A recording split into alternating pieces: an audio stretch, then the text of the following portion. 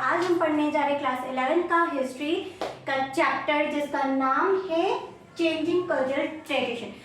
इस चैप्टर का हम पहले एक वीडियो बना चुके हैं, तो पहले आप वो वीडियो ज़रूर देखिएगा, फिर आपको ये वीडियो समझ आएगा। तो एक बार इसके बारे में दोबारा से हम थोड़ा शुरू करते हैं कि चेंजिंग ट्रेडिशन क्या होता है। मीन्स अगर चेंज आया है तो आपके जो भी चीज़ें हैं, जो भी आपकी, चाहे वो डेली लाइफ से रिलेटेड हो या आपका किसी भी चीज़ से रिलेटेड हो, हर चीज़ में आपका क्या होगा, चेंजेस आएगा। तो जैसे जैसे वक्त गुजरता गया, जैसे जैसे आगे की तरफ बढ़ते रहे, तो पीछे जो था, पीछे वो कैसे रहते थे, फिर उनके अंदर क्या क्या चेंजेस आए, मतलब वो उन्होंने अपना पैटर्न किस तरीके से बदला, कैसे कैसे बदला और किस तरीके से उन लोगों ने अपने आप को धीरे धीरे धीरे क्या हुआ, डेवलपमेंट की तरफ बढ़ना शुरू कर दिया। उन्होंने हर एक फील्ड में अपना क्या करने लगे, डेवलपमेंट करने लगे। तो जो भी था देखा जाएगा, अगर हमारे चाहे वो रिलीजियस की बात की जाए या हमारे कल्चर की बात की जाए या हमारी किसी भी चीज़ के बारे में बात की जाए, तो कह सकते हैं हर चीज़ में, जैसे पहले लोग सिर्फ क्या करते थे, चर्चेस पे बिलीव करते थे कि भाई जीसस है और सिर्फ वो बाइबल्स पढ़ा करते थे, उसके सिवा तो वो कुछ सोचते नहीं थे। फिर उसके बाद क्या हुआ, फिर जैसे ही वक्त गुजरा तो धीरे धीरे मतलब बहुत सारी जितनी भी कास्ट थी सबका क्या होने लगा, शुरू होने लगा। जैसे मुस्लिमों का इस्लामिक धर्म शुरू हुआ, फिर उसमें हिंदू भी थे, हिंदुओं का भी कल्चर चलने लगा। फिर उसके बाद जितने भी धर्म के लोग थे सबका अपना अपना कास्ट धीरे धीरे क्या होने लगा, चलने लगा, और सब धीरे धीरे क्या होने लगे, पावर्स में आने लगे। अब हम बात करेंगे कि जितने भी उन्होंने चेंजेस हुए, फिर मतलब कि उन्होंने अपना माइंडसेट कैसे बदला, उनकी लाइफस्टाइल कैसे बदली, या उनके हम पावर्स में भी कितने सारे क्या होने लगे, चेंजेस आने लगे। तो जैसे एक पावर ब्रेक हुआ तो उसके बाद क्या हुआ, सब अपने अपने पावर्स को किस तरीके से उन्होंने कंट्रोल करा। अब जैसे बहुत सी चीज़ें थी कि पहले जब चर्च लोग सिर्फ बाइबल्स पढ़ते थे ना, तो वो जो चर्च के लोग थे ना, ये नहीं चाहते थे कि और भी कुछ चीज़ें थी जैसे कि कुछ सामने आए या लोगों को पता चले। क्यों? क्योंकि उनकी पावर्स चली जाती। तो वहाँ के लोगों ने क्या किया, फिर बाद में लोगों ने वो क्या करने लगे, आंदोलन करने लगे, हर चीज़ का विरोध करने लगे, डिबेट्स होने लगी और क्या बोलते हैं, डिस्कशंस होने लगे, और बहुत सी चीज़ों में उनका बदलाव आया। तो फिर आज हमारा उसमें से एक टॉपिक है, हमारा लास्ट टॉपिक हमने जिस पर एंड किया था, आर्ट्स एंड रियलिज्म पे। आर्ट्स मतलब कि वहाँ पे ना आर्ट्स के बारे में और जो भी बुक्स हुआ करती थी ना, मतलब पहले पेंटिंग्स वगैरह, कि पहले के लोग ना किस तरीके से वो पेंटिंग बनाते थे। फिर उसके बाद क्या हुआ कि उसके बाद ऐसे दौर है कि मतलब कि वो जो पेंटिंग बनाते थे, जो उनका स्ट्रक्चर होता था ना, वो एकदम रियल दिखने लगा। तो उन्होंने उस आर्ट को क्या किया ना, सीमित नहीं रखा, फिर उन्होंने उस आर्ट्स को भी क्या किया, जगह जगह स्प्रेड करना शुरू कर दिया। वो सिर्फ किताबों में नहीं रहा, उन्होंने उसको अपने रियल लाइफ में भी क्या किया, उतारा। ठीक, अब हम बात करने जा रहे हैं आर्किटेक्चर की।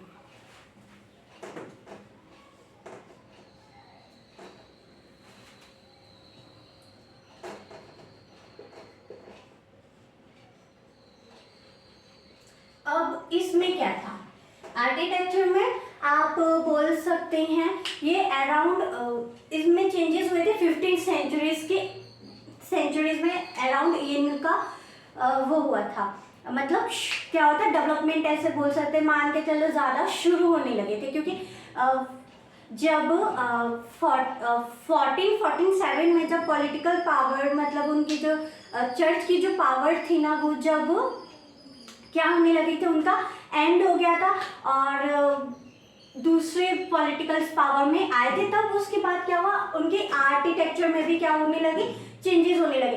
कि उनकी जो भी रोड्स हुआ करती थी, उनकी बिल्डिंग्स हुआ करती थी, उसका जितना भी स्ट्रक्चर था कि वो कैसे पहले वो क्लासिक डिजाइन करते थे, क्लासिक डिजाइन करने के बाद वो मॉडर्न में, क्लासिक मतलब पहले ना जो वो डिजाइन करते थे ना थोड़ा थोड़ा वो दिखता था जैसे कोई किसी का घर जैसा, फिर उसको थोड़ा मॉडर्न आर्किटेक्चर्स में क्या क्या बिल्डिंग्स की गई, फिर उसमें जो भी उनको काम करना होता था या जो भी उनकी चेंजेस होती थी, बिल्डिंग अलग अलग छोटी बिल्डिंग्स बड़ी बिल्डिंग्स में उन्होंने क्या किया, अपने आप को डेवलप करने लगे।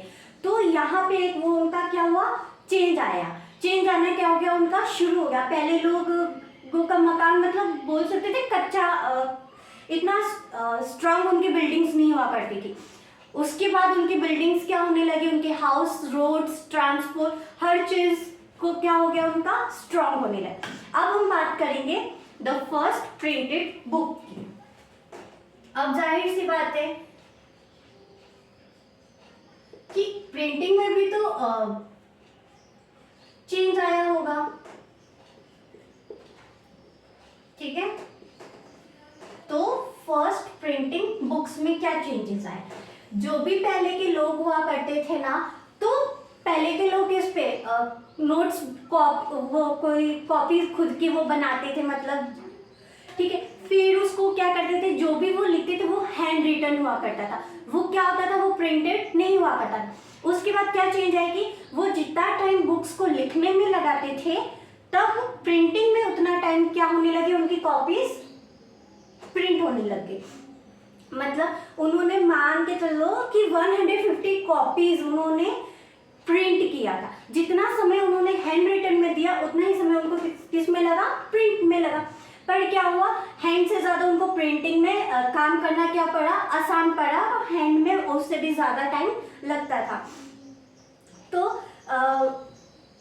क्या बोल सकते हैं, जो ये प्रिंटिंग प्रेस जब शुरू हुआ तो फिर धीरे धीरे ये क्या होने लगा, इसमें क्या चेंजेस आने लगे। जब कोई बुक प्रिंट होने लगी ना तो उनकी जो प्राइस थी ना वो बहुत ही कम हुआ करती थी, और लोग बुक्स को खरीदते थे और उसको क्या करते थे, उन्होंने लोगों ने बुक्स को खरीदना शुरू किया, बुक्स को पढ़ना शुरू किया। उनके पास बुक्स क्या होती थी ना, इजीली अवेलेबल हो गई, और ये जगह जगह ये भी स्प्रेड होने लगा कि प्रिंटिंग हम बुक्स को प्रिंट करेंगे और आसानी से जैसे लोगों की तरफ पहुंचाया जा सके। जो भी वो नोट्स बनाते थे या जो भी उनको सेंड करना था, तो ये सब उन्होंने क्या किया, प्रिंटेड करना शुरू कर दिया। मतलब फिर 1500 उन्होंने मान के चलो क्लासिकल बुक्स भी उन्होंने क्या की, पेंटिंग कर, मतलब आप टोटल करें तो फिर प्रिंटिंग बहुत सारी उन्होंने शुरू कर दी। अब हम बात करेंगे, हमारा नेक्स्ट टॉपिक है जिसका नाम है new concept of human being और न्यू कॉन्सेप्ट।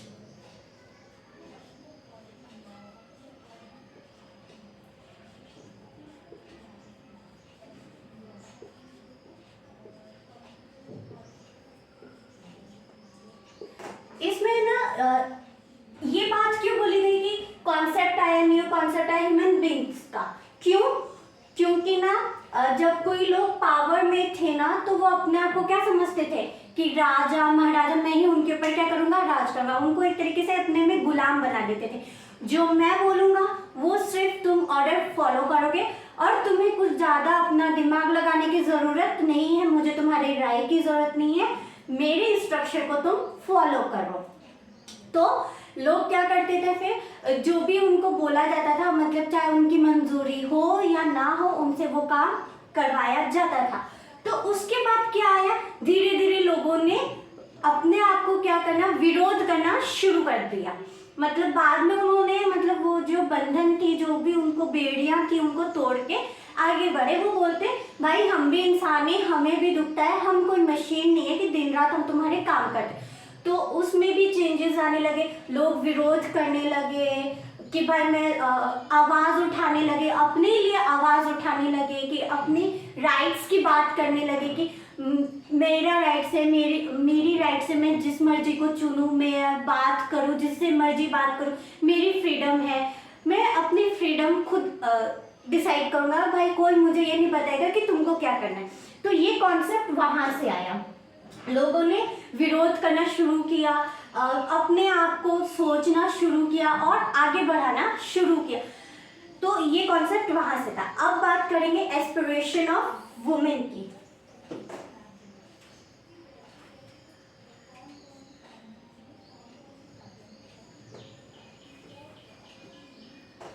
द एस्पिरेशंस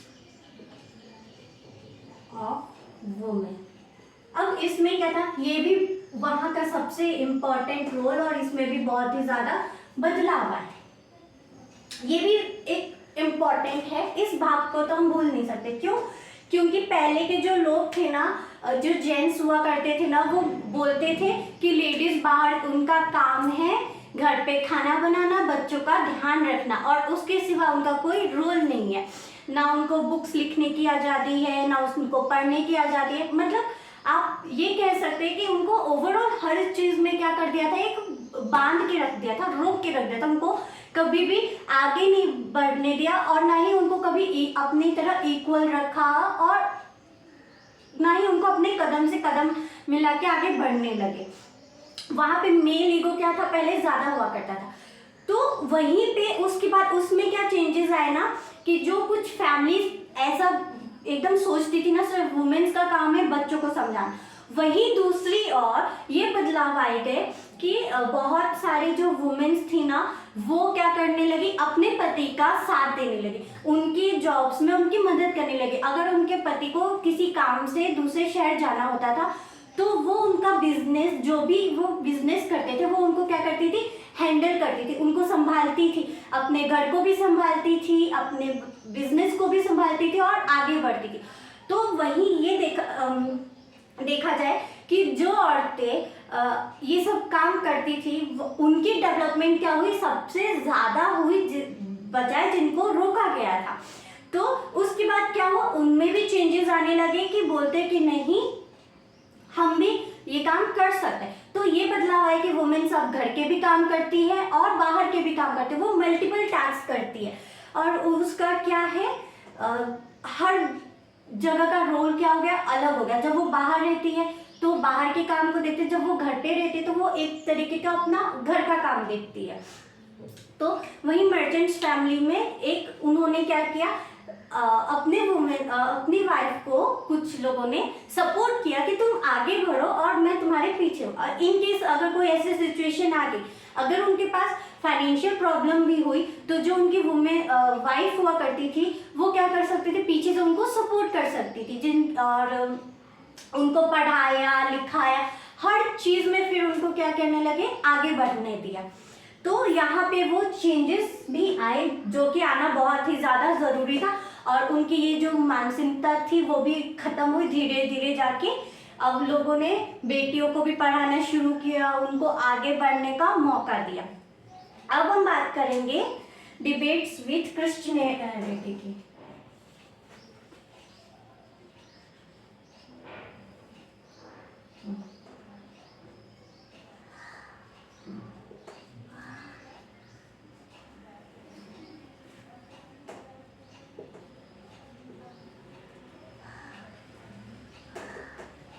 अब इसमें क्या बदलाव आए, डिबेट क्यों होने लगे क्रिश्चियनिटी में? क्यों? क्योंकि वहाँ के जो थे ना कुछ लोग, वो ये समझ गए थे कि उसके अलावा भी, बाइबल्स के अलावा भी, भगवान के अलावा भी, मतलब और भी चीज़ें हैं दुनिया में, और वो ये नहीं चाहते थे कि वो चीज़ें लोग बाहर आए। तो वहाँ पे मतलब एक तरीके का ना रिलीजन्स में उनके फाइट होने लगा। बोलते चाहे तुम भगवान को किसी भी नाम से बुलाओ, भगवान तो भगवान है, चाहे हम उसको जीसस के रूप में देखें या श्री कृष्ण के रूप में देखें या किसी भी रूप में देखें, भगवान तो भगवान होते हैं। और ज़रूरी नहीं है ना कि हम भगवान को सिर्फ उनके मंदिर में ही जाके याद करें। हम भगवान, उनका मतलब ये था कि हाँ, भगवान को सिर्फ ऐसे दिखावा थोड़ी पसंद है कि आप उनको प्योरिटी से, आप कहीं पर भी हो आप उनको याद कर सकते हैं। ज़रूरी थोड़ी कि आप उनको मंदिर में ही जाके ही आप उनकी प्रार्थना कर सकते हैं। और सबसे इम्पोर्टेंट होता था, वहाँ के लोग ये बोलने लगे कि हमारा कर्म ही क्या है, हमारी पूजा, जो हम काम कर रहे हैं, अब हम जो भी काम को करें शिद्दत से करें, तो ईमानदारी से करें, उसमें भी क्या है, भगवान खुश होंगे। तो मतलब ऐसे बहुत सी चीज़ों का जो भी उनका नज़रिया था वो भी उसमें क्या हुआ, बदलाव आने लगे, उसमें भी डिबेट्स होने लगी। देन अब हम बात करेंगे रीडिंग द यूनिवर्स के। चलो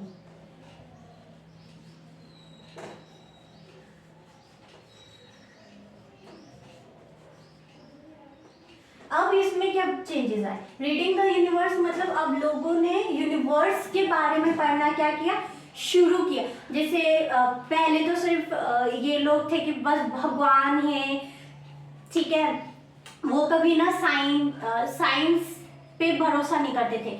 तो उसके बाद क्या होने लगा कि जो भी एस्ट्रोलॉजी थी ना, वो भी बोलते कि ये भी एक तरीके का साइंस है, जो भी गणना करते थे वो भी एक साइंस ही तो है। पर उसके बाद उन्होंने क्या किया, यूनिवर्स की रीडिंग करने लगे कि प्लैनेट्स होते हैं, कितने प्लैनेट्स होते हैं, सन होता है, अर्थ होता है, उसके अलावा भी बहुत सारे प्लैनेट्स होते हैं, स्टार्स होते हैं, और आप बोल सकते हैं कि लॉज, ग्रेविटी फोर्स होती है। मतलब धीरे धीरे फिर लोगों ने साइंस की तरफ भी अपना क्या था, पढ़ाई करना उन्होंने शुरू किया, साइंटिफिक रिसर्च करने शुरू हुए, और भी बहुत सी चीजें उसमें क्या होने लगी, डेवलपमेंट होने लगी।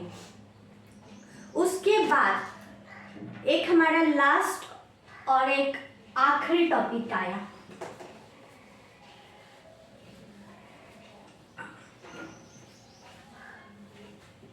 और वो था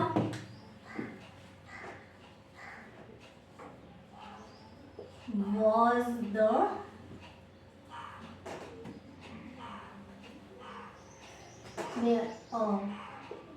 European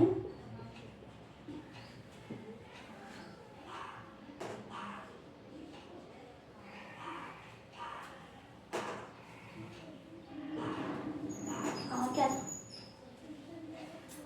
RENAIS, हाँ, इंडस 4th सेंचुरी।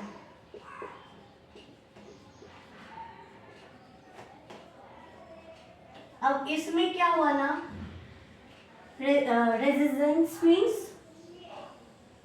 कि पुनर्जन्म हुआ, हम इसको कह सकते हैं दोबारा जन्म हुआ, ठीक है, पूर्ण जन्म हुआ, मतलब 14th सेंचुरी में इसका पूर्ण जन्म हुआ। जितने भी थे रिलेटेड चीजों में क्या हुआ है, बदलाव हुआ। जैसे औरतों को उनका राइट्स मिला, यूनिवर्स मतलब रीडिंग करने लगे, साइंस पढ़ने लगे, आर्ट्स हुआ, प्रिंटिंग प्रेस उनका हुआ, मतलब कि लोगों की भाषा में बदलाव आए, उनके ड्रेसिंग सेंस बदले। मतलब ओवरऑल देखा जाए ना कि यहीं से उनका निर्माण होना शुरू हुआ था। पहले तक जितना भी था ना, तो लोग सिर्फ पहले गुलामी में रहते थे, फिर उन्होंने आवाज उठाई, फिर वहीं से कॉन्सेप्ट आए कि आप भी एक ह्यूमन बीइंग है, आपकी खुद की एक पहचान है, आपकी क्या आइडेंटिटी है, सब यहीं से जो भी कहे ना ओवरऑल, तो यहीं से उनका क्या होने लगा, बदलाव शुरू होने लगा। तो अब लोगों की चॉइस है भाई, वो कौन से कल्चर को अपनाए, वो क्या करे, वो कैसे पहने, वो कहाँ रहे।